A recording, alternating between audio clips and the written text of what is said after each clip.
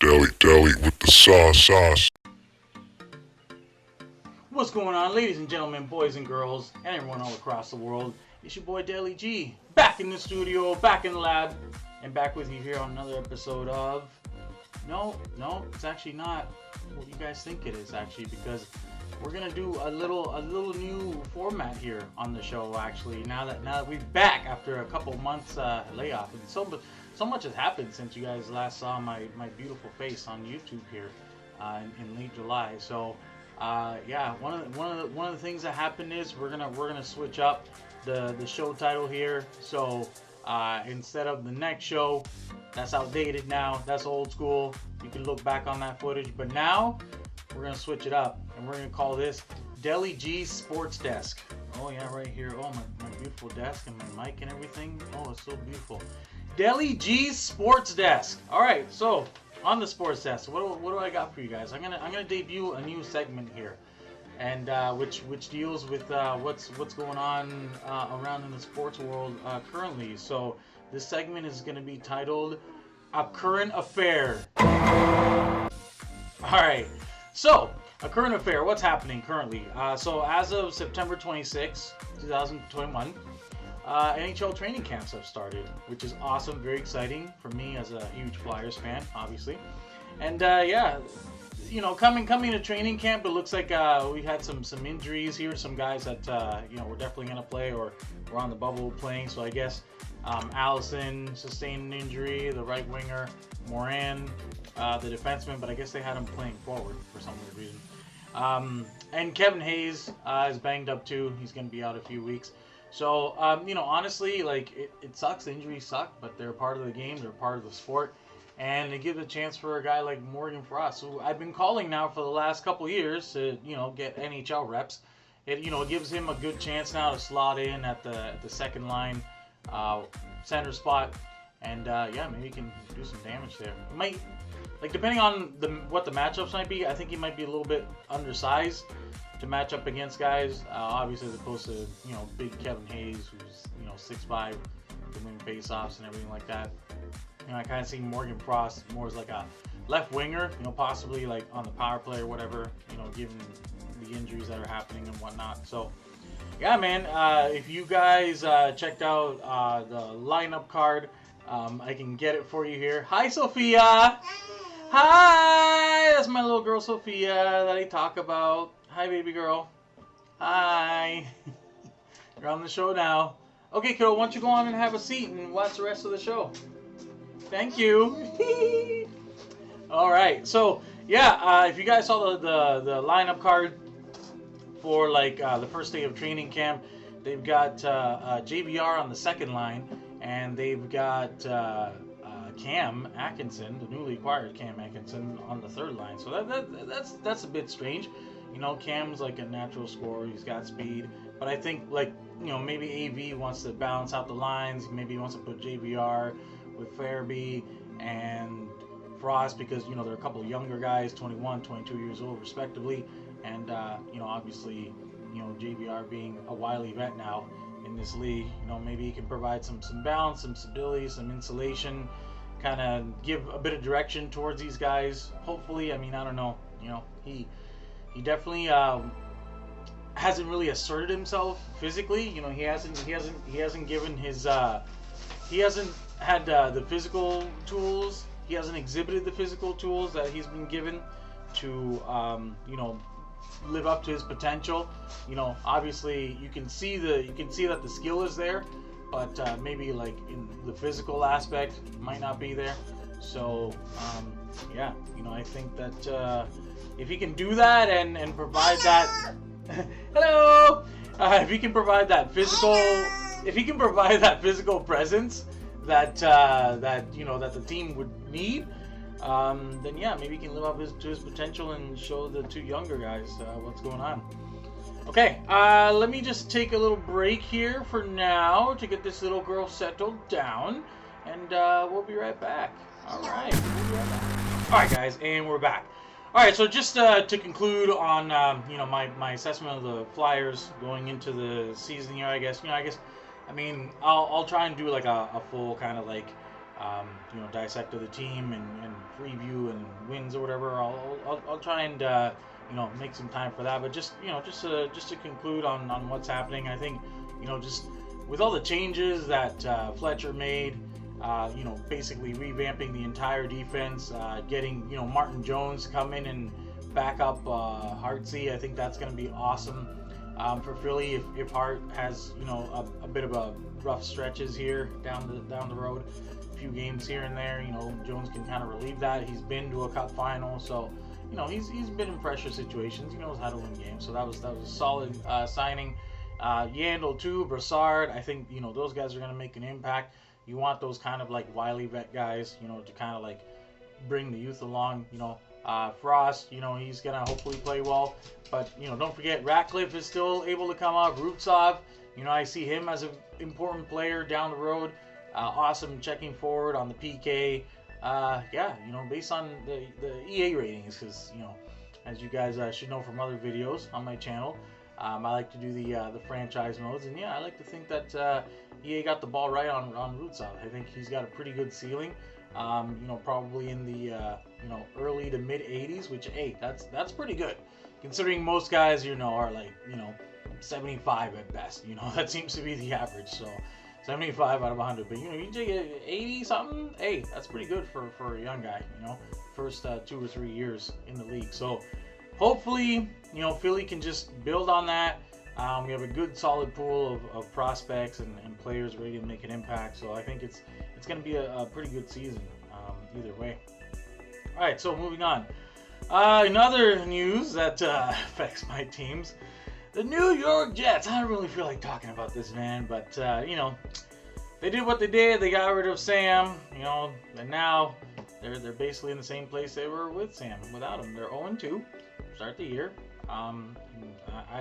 It's hard to predict how many wins they're gonna get, honestly, because I don't know, man. They have some talent, but they just need to put it all together. So I think Saleh might need this is like the year of growing pains. He might need a second year to start developing guys. Maybe do something in like free agency, I guess. But I don't know, man. Right now, I mean, it's hard to predict them winning 4 games. Honestly, 3-4 games. That's what I'm hoping for right now. Don't even know if that could happen. So it stinks, and I see Sam thriving, and that's great for him. I'm happy for Sam, but let's not forget that he's got his boy Robbie Anderson there. He's got a defense. He's got a much more improved team, Carolina, than the Jets. Clearly, the Jets are in rebuild mode. Clearly, and just gotta hope that Saleh comes up with good, scheming and disguising of schemes to protect the White Wilson, as I call him. So yeah, I mean, Darnold's doing well. That's great for him, like I said. But there's still NFL analysts and stuff out there talking about and saying that he's still turnover prone and he still has issues with reads and progressions and decision making. So. Let's see what happens. I hope he gets into the playoffs if the Jets don't, so that we can see what he does in those super pressure situations. Because, everybody's just expecting him to fail, but he's coming out and balled out so far, minus some of the turnovers that he's had. So, we'll see. It's been a good NFL season so far, though. Really good. Really exciting. The primetime games have been crazy, like down to the wire, like Lamar, Mahomes, like Dak, Brady, crazy, man. Awesome primetime games. So keep it up, NFL. Looks like you're doing something right with the scheduling this year. All right, and just the last bit of things here to talk about as we progress on, as we move on. I'd be remiss if I didn't get my wrestling chatter in here. You guys know this. You watch past shows. You guys know this. Look it up. Just just AEW, just continuing to hammer WWE in the ratings, yo. It's not even close, man. It's not even funny. I don't know what Vince is gonna do. He keeps cutting guys, he's not paying guys. You got people you got reports out there of people walking out of a live Raw show, and then to the point where Alexa Bliss has to get on Twitter and refute these reports. For real?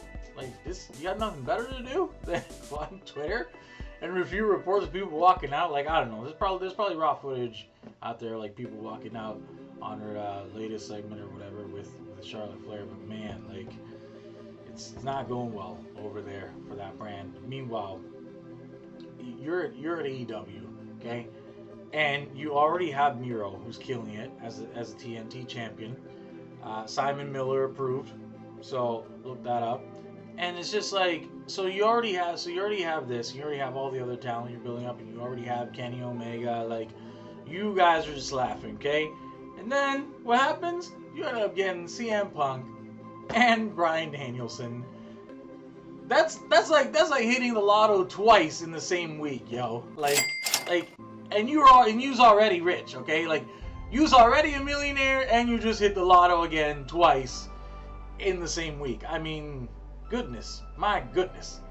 I mean, wow. And then you know, they just put on a show. They're just so talented, and they're so good at what they do. And I'm starting to believe now that, you know, because you know, they brought John back, and he had a little cup of coffee there, you know, like for a pay-per-view, but ultimately like did nothing.